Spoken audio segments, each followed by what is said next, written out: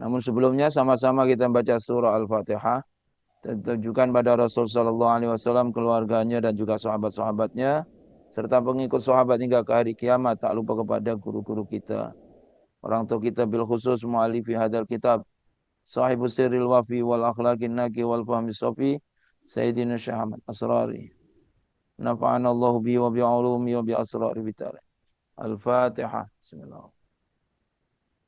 Subhanahu wa ta'ala, atas segala karunia-Nya, kesehatan dan kesempatan yang Allah berikan kepada kita, sehingga ikhwan akhwat dapatlah hadir, menyempatkan diri untuk hadir di Masjid Rahmatullah. Moga-moga dengan kesungguhan hadir di Masjid Rahmatullah, moga-moga rahmat Allah senantiasa mencurah-curah kepada kita semua, insya-Allah. Amin ya rabbal alamin. Ikhwan akhwat yang dirahmati Allah Subhanahu wa taala, alhamdulillah ya, moga-moga apa yang kita baca semuanya, khususnya kita, diaminkan oleh guru-guru kita. Begitu juga salawat yang kita baca, moga-moga dijawab oleh Rasulullah sallallahu alaihi wasallam. Di antara perkara ya, yang di antara ayat ya, ayat yang dijadikan oleh sebahagian ulama sebagai dalil supaya kita bergembira dengan hadirnya, dengan lahirnya Rasulullah sallallahu alaihi wasallam adalah surah Yunus ayat 58 ya. Qul bi fadlillah wa bi rahmatihi fabidzalika falyafrahu huwa khairun mimma yajma'un ya. Katakanlah, dengan karunia Allah dan rahmatnya, hendaklah dengan itu mereka bergembira. Karena Allah dan karunia Allah dan rahmatnya itu adalah lebih baik dari apa yang mereka kumpulkan. Jadi di antara ayat yang menjadi panduan, kenapa kita memperingati hari keputraan Rasulullah sallallahu alaihi wasallam? Karena anugerah yang paling besar yang Allah berikan kepada alam adalah dengan lahirnya Rasulullah sallallahu alaihi wasallam. Maka kelahiran Rasulullah merupakan fadlullah, anugerah Allah, ya, anugerah yang paling besar yang Allah berikan kepada kita, kepada manusia, kepada alam adalah lahirnya Rasulullah sallallahu alaihi wasallam. Maka dengan demikian kita dianjurkan untuk bergembira. Paman Rasulullah sallallahu alaihi wasallam, Abu Lahab, ya, padahal Abu Lahab karena happy-nya, karena gembiranya diberi kabar tentang kelahiran Rasulullah sallallahu alaihi wasallam, maka Abu Lahab memerdekakan hambanya. Ya, Abu Lahab memerdekakan hambanya disebabkan apa? Karena gembira dengan berita yang dibawa oleh hambanya akan kelahiran Rasulullah sallallahu alaihi wasallam. Maka Abu Lahab yang telah disifatkan dalam surah Tabbat yada Abi Lahabin, kan, setiap hari Isnin Abu Lahab ini diringankan siksanya oleh Allah Subhanahu wa taala disebabkan apa? Gembiranya dia karena diberitahu tentang kelahiran Rasulullah sallallahu alaihi wasallam. Ya. Maka inilah ikhwan akhwat yang dirahmati Allah Subhanahu wa taala. Karena kegembiraan itulah, ya, karena gembira akan kelahiran Rasul sallallahu alaihi wasallam sehingga mendapatkan pengurangan tersebut. Ya. Maka kalaulah orang yang kafir seperti Abu Lahab sahaja gembira dengan lahirnya Rasulullah, dikurangkan siksanya, agak-agak apa yang Allah akan berikan kepada mereka yang beriman, dan kemudian mereka bergembira dengan lahirnya Rasulullah, kemudian kegembiraan itu direalisasikan dengan cara berselawat. Ya. Maka kegembiraan macam-macam boleh kita laksanakan, di antaranya dengan berselawat. Ya. Tapi apakah kita cukup hanya berselawat? Tidak cukup. Sebab Rasulullah SAW diutus oleh Allah sebagai apa? Selain sebagai rahmat, Rasulullah adalah dijadikan uswah bagi kita. Laqad kana lakum fi Rasulillahi uswatun hasanah. Dan Rasulullah sebagai uswah, sebagai curi tauladan apapun. Kalau nak cakap orang yang menderita, Rasulullah lagi menderita. Jadi menjadikan Rasulullah sebagai uswahnya. Rasulullah walaupun menderita tak pernah keluh kesah. Rasulullah walaupun dicaci maki, Rasulullah tidak tidak menjawab. Wa in khusima yasmut wala yujawib. Ini diantara sunnah yang ditunjukkan oleh Rasulullah Sallallahu Alaihi Wasallam. Baik. Oleh demikian, ikhwan akhwat yang dirahmati Allah Subhanahu Wa Taala, di antara usaha kita, ya, dalam menjadikan Rasulullah sebagai uswah, kita tak mampu menjadikan Rasulullah sebagai uswah secara menyeluruh, maka kita ambil mana yang termampu saja. Mana yang termampu. Kita tak mampu semuanya. Tapi janganlah kita tinggalkan semuanya. Tapi kita ambil semampunya, mana yang termampu. Maka itu Allah Subhanahu Wa Taala jelaskan kriteria orang yang akan mampu menjadikan Rasulullah sebagai uswah apa? Liman kana yarjullah. Mereka yang mengharapkan keridhaan Allah. Ya. Dia mengharapkan keridhaan Allah, dia mengharapkan kebahagiaan di akhirat. Ya, kebahagiaan di akhirat. Jadi kalaulah diuji di dunia, maka dia tetap akan ridho, dia tetap akan sabar. Kenapa? Sebab dia masih ingat akan kebahagiaan akhirat. Ini. Maka hakikatnya begitulah ikhwan akhwat yang dirahmati Allah. Kalaulah kita menjadikan Rasulullah sebagai uswah, apapun yang terjadi dengan kita, apapun ujian yang kita hadapi, insya Allah, insya Allah kita akan dapat menghadapinya dengan penuh kesabaran, penuh ketabahan. Maka kalau kita ingat dalam macam-macam kisah dalam Al-Quran yang Allah sampaikan kepada Rasulullah Sallallahu Alaihi Wasallam, itu apa tujuannya? Di antaranya adalah linusabbita bihi fuadak, untuk mengukuhkan hati Rasulullah Sallallahu Alaihi Wasallam. Ya, untuk mengukuhkan hati Rasulullah Sallallahu Alaihi Wasallam. Contohnya kisah Nabiullah Yusuf alaihi salam, ya, yang dia yang dizalimi oleh abang-abangnya misalkan, dan lain sebagainya. Yang jelas setiap kisah dalam Al-Quran, di antaranya tujuannya adalah linusabbita bihi fuadak, untuk supaya hati Rasul itu kuat dalam menghadapi cobaan, dalam menghadapi cabaran, dalam menyampaikan dakwah kepada umatnya. Maka dengan demikian kita perlu juga ambil iktibar. Ya, kalau kita memperingati hari kelahiran Rasul Sallallahu Alaihi Wasallam, maka pentingnya kita juga membaca sirahnya Rasul, dengan arti kata untuk mengambil pengajaran dan pelajaran dari apa yang dialami oleh Rasulullah Sallallahu Alaihi Wasallam, sehingga apabila kita mendapatkan ujian-ujian, ya, kita akan ingat Rasulullah Shallallahu Alaihi Wasallam ujiannya lagi hebat dengan kita, kan? Lagi hebat daripada kita. Nah ini, Rasulullah diboikot oleh orang-orang Mekah berapa tahun tak ada perdagangan. Ya.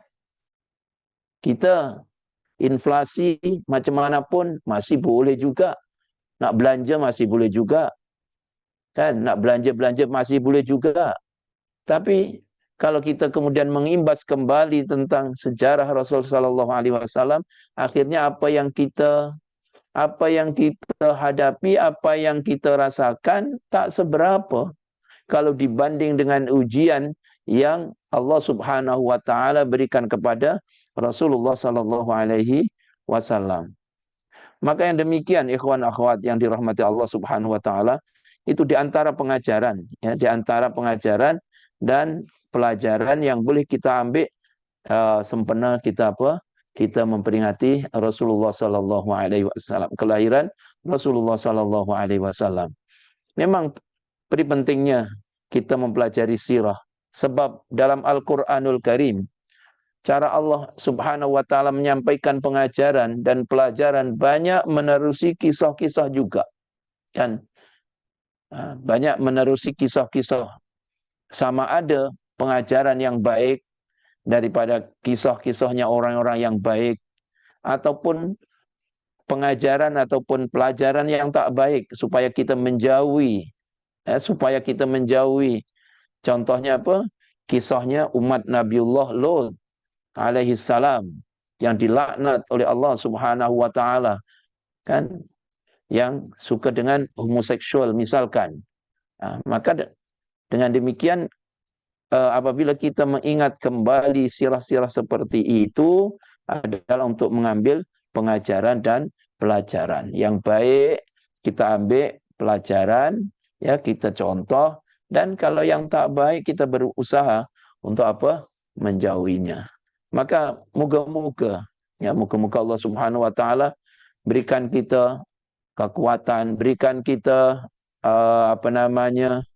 taufik, pertolongan, ya, pertolongan untuk dapat kita mencontoh, ya, apa yang dicontohkan oleh Rasulullah sallallahu alaihi wasallam. Sebab memang Rasulullah sebagai uswah, ya, sebagai uswah. Sebagai uswah bagi siapa? Bagi siapapun. Sebagai seorang pemimpin, Rasulullah pemimpin contoh. Sebagai kawan, Rasulullah adalah kawan contoh. Sebagai pemimpin agama, pemimpin negara juga termasuk uswah. Merupakan pemimpin negara yang baik, yang adil, dan lain sebagainya. Sebagai peniaga yang jujur. Sehingga apapun, Rasulullah adalah merupakan suri tauladan. Mari dikatakan uswah, suri tauladan sepanjang zaman Rasulullah sallallahu alaihi wasallam. Maka pentingnya kita mempelajari sirah, ya, sirah Rasul, macam mana Rasul kecilnya, macam mana Rasul dalam bermuamalah dengan masyarakatnya, kan?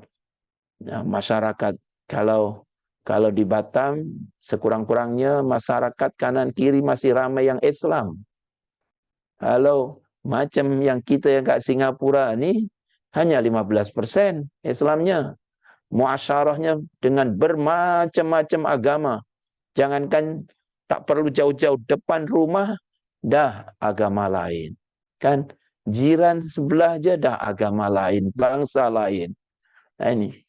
Maka alhamdulillah dengan apa yang dicontohkan oleh Hadratus Syekh sendiri, macam mana Hadratus Syekh terhadap masyarakat, ya, sehingga masyarakat yang non-muslim pun dapat menerima Hadratus Syekh. Kalaulah kita tengok kholat di Bali, ya, ketuanya Hindu, duduk waktu tahun berapa sebelum Covid, saya ikut khol kat Bali, pakai baju adat Hindu tu, duduk kat majlis. Nah ini, katanya Islamnya yang dibawa oleh Al-Khidmah kok lain katanya. Ya. Maka itulah kita contoh Hadratus Syekh radhiyallahu an. Ya, kita tak mampu mengikuti Rasulullah, kita mencontoh Hadratus Syekh. Sebab begitulah Hadratus Syekh mencontoh gurunya. Jadi kita mencontoh Hadratus Syekh radhiyallahu an. Ya, macam mana cara